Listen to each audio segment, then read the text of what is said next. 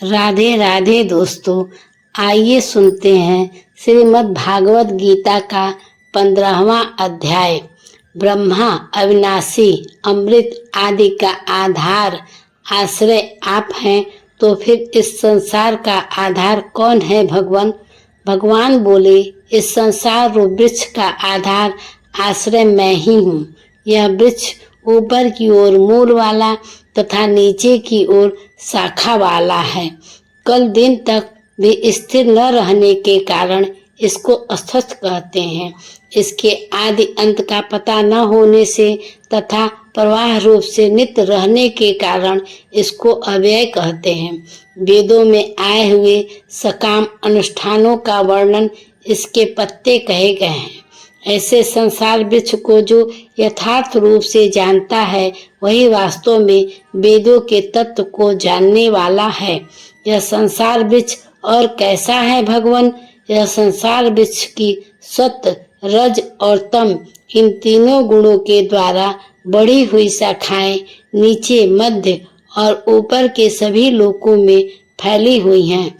शब्द, स्पर्श, रूप, रस और गंध, ये 5 विषय इस वृक्ष की शाखाओं की कोपले हैं। इन विषयों का चिंतन करना ही नई नई कोपलों का निकलना है। परंतु इस वृक्ष की शाखाओं का मूल यह मनुष्य लोक ही है, क्योंकि इस मनुष्य लोक में किए हुए कर्मों का फल ही सभी लोकों में भोगा जाता है। इस वृक्ष का स्वरूप क्या है? इस संसार वृक्ष का जैसा सत्य और सुंदर सुखदायी रूप लोगों को देखने में आता है, वैसा रूप विचार करने पर मिलता नहीं। इसका न तो आदि है, न अंत है और न ही स्थिति है। तो फिर इसके संबंध तोड़ने के लिए मनुष्य को क्या करना चाहिए?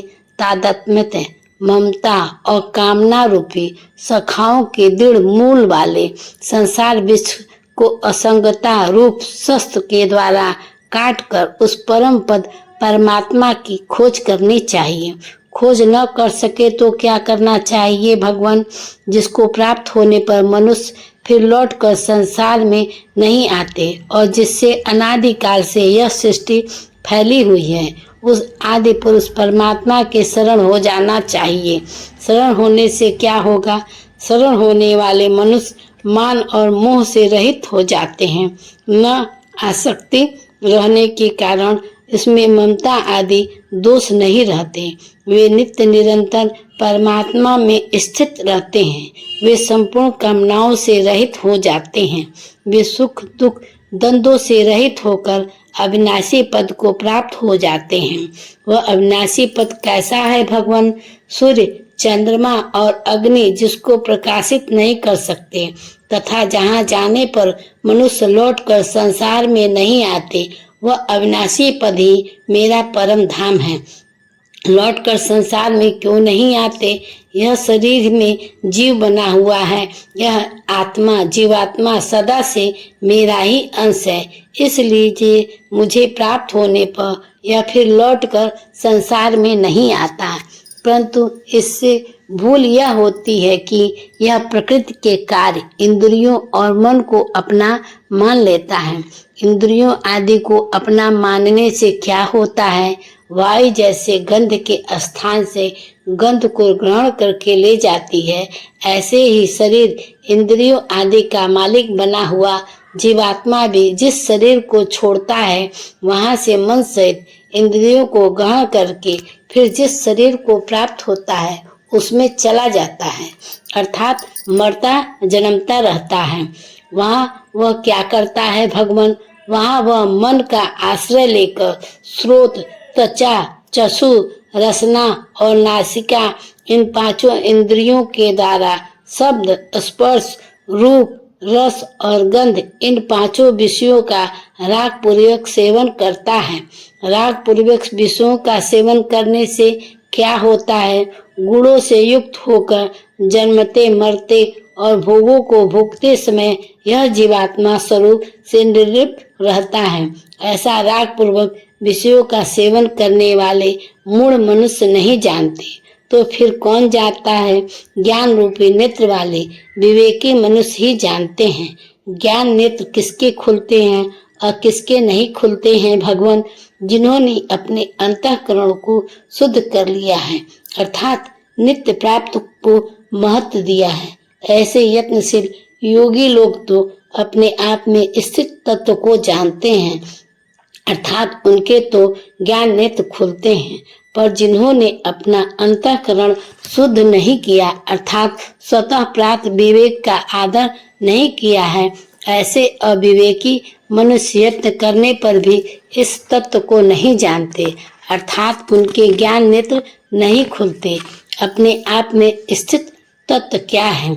मैं ही हूँ। सूर्य में आया हुआ जो तेज संपूर्ण जगत को प्रकाशित करता है और जो तेज चंद्रमा में है तथा जो तेज अग्नि में है, उसको तू मेरा ही तेज जान। तात्पर्य है कि सूर्य, चंद्र और अग्नि में मैं ही तेज रूप से स्थित होकर संपूर्ण संसार को प्रकाशित करता हूँ। और आप क्या करते हैं भगवान? मैं ही पृथ्वी में प्रवेश करके अपनी शक्ति से संपूर्ण प्राणियों को धारण करता हूँ और मैं ही रस में चंद्रमा होकर संपूर्ण वनस्पति को पुष्ट करता हूँ। और आप क्या काम करते हैं भगवान? प्राणियों के शरीर में रहने वाला मैं ही प्राण अपान से युक्त वैनाश्वर जठराग्नि बनकर प्राणियों के द्वारा खाए गए 4 प्रकार के भोज्य पेय चौस लेहा अन्न को पचाता हूँ। और आपकी क्या विलक्षणता है? मैं ही सबके हृदय में रहता हूँ। मुझमें ही स्मृति, ज्ञान और अपोहन, संशय आदि दोषों का नाश होता है। संपूर्ण वेदों के द्वारा मैं ही जानने योग्य हूँ। वेदों के तत्व का निर्णय करने वाला और वेदों को जानने वाला भी मैं ही हूँ। आप जिनके हृदय में विराजमान है, वे सब कौन है? इस मनुष्य लोक में क्षर विनाशी और अक्षर अविनाशी ये 2 प्रकार के पुरुष हैं। इसमें संपूर्ण प्राणियों के शरीर विनाशी और जीवात्मा अविनाशी कहा जाता है। क्षर और अक्षर के सिवाय और भी कोई है? हाँ, क्षर और अक्षर अन्य उत्तम पुरुष हैं जो संसार में परमात्मा नाम से कहा गया है और जो त्रिलोकी का भरण पोषण करने वाला अविनाशी ईश्वर है।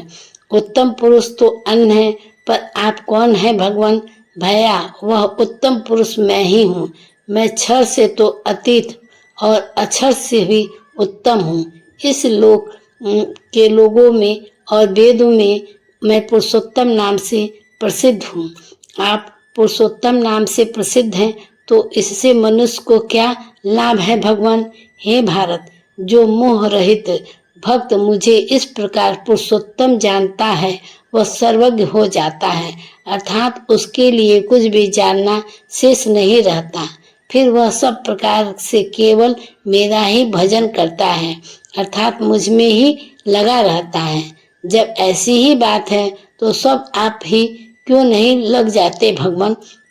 हे निष्पाप अर्जुन, मैं जो बात तुमसे कही है यह अत्यंत गोपनीय बात है। इसको जानकर मेरा भक्त ज्ञात गतव्य कृत कृतव्य ऐसे ही भक्ति से जुड़ी बातों को जानने के लिए हमारे चैनल को सब्सक्राइब करें और घंटी का बटन दबा दें। अगर वीडियो पसंद आए तो उसे लाइक जरूर करें। बाबा भोलेनाथ की कृपा दृष्टि आप पर सदैव बनी रहे। हर हर महादेव की जय।